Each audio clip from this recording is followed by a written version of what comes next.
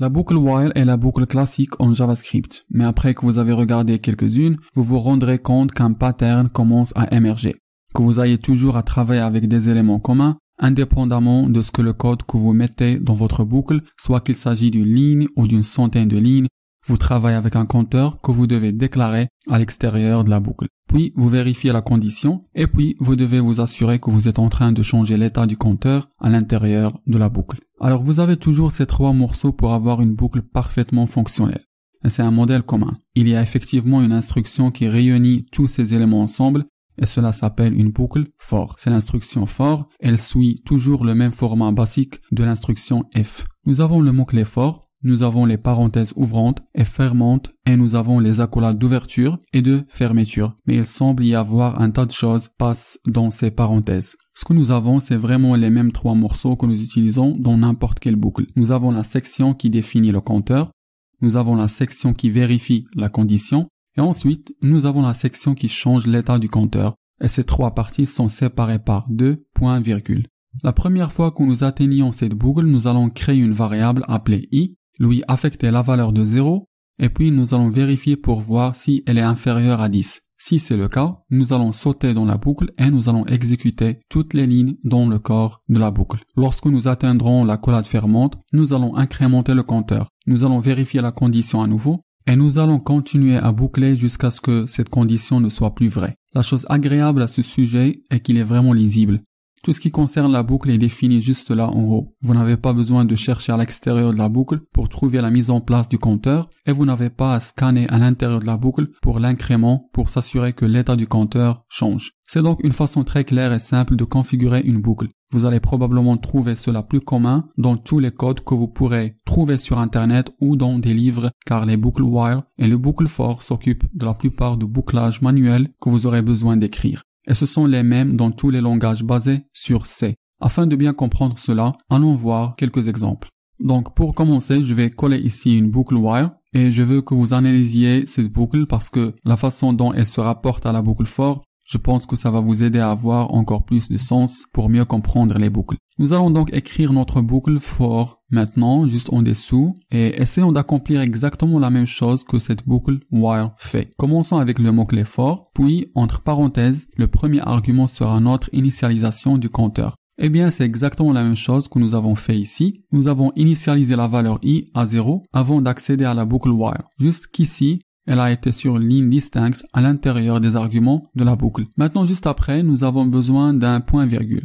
Alors nous avons une deuxième déclaration après cela. Dans la déclaration suivante, on va mettre l'expression que nous testons à chaque itération. Et comme je vous ai dit que c'est exactement comme la boucle while, donc nous allons nous contenter de copier cela et le mettre en place ici. Puis nous avons besoin d'un point virgule. Et puis, la dernière déclaration sera quelque chose qui se passe à la fin de chaque itération, immédiatement avant qu'il remonte pour tester notre condition à nouveau. Eh bien, si nous examinons notre boucle while, que faisons-nous à chaque fois? Nous incrémentons, et c'est probablement la chose la plus fréquente qui arrive dans cette troisième expression. Vous pouvez également décrémenter.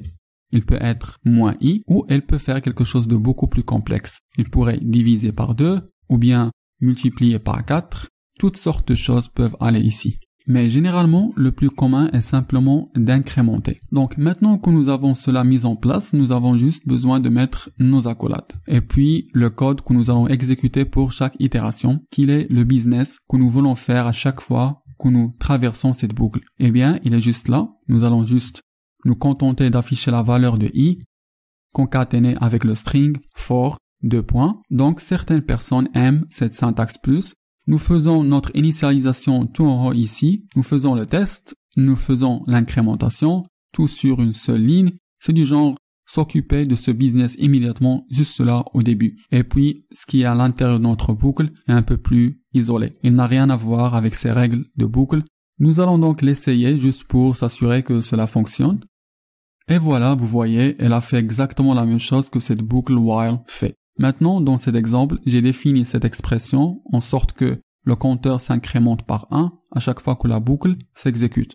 Mais vous n'êtes pas limité à cela, allons l'incrémenter par 2 à chaque fois qu'il traverse la boucle. Donc au lieu d'utiliser l'opérateur d'incrémentation, il sera i puis plus égale 2. Nous allons commenter ce code.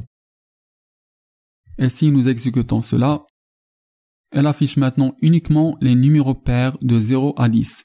Nous pouvons également exécuter la boucle dans l'ordre inverse. Nous allons donc dupliquer cette ligne et puis nous allons commenter la première version. Et nous avons besoin d'initialiser i à 10. Et puis la condition, au lieu d'être i étant inférieur ou égal à 10, nous avons besoin qu'elle soit supérieure ou égale à 0. Puis l'expression à la fin, nous allons utiliser l'opérateur de décrémentation qui est de signes moins immédiatement après la variable. Donc, si nous exécutons cela, la boucle compte de 10 à 0. Donc, avec une boucle for, toutes les règles sont indiquées par les trois expressions séparées par des points-virgules entre les parenthèses au début de la boucle. Cela facilite la maintenance et réduit la probabilité de créer une boucle infinie. La première expression initialise des valeurs au début de la boucle. La deuxième expression définit la condition qui contrôle la durée de l'exécution de la boucle. Et l'expression finale est exécutée à la fin de chaque itération de la boucle et elle est normalement utilisée pour augmenter ou diminuer la valeur des variables du compteur. Et vous pouvez avoir des instructions if à l'intérieur d'ici qui fassent des opérations conditionnelles, tout comme nous l'avions fait avec les boucles while. Nous pouvons faire beaucoup de choses complexes ici.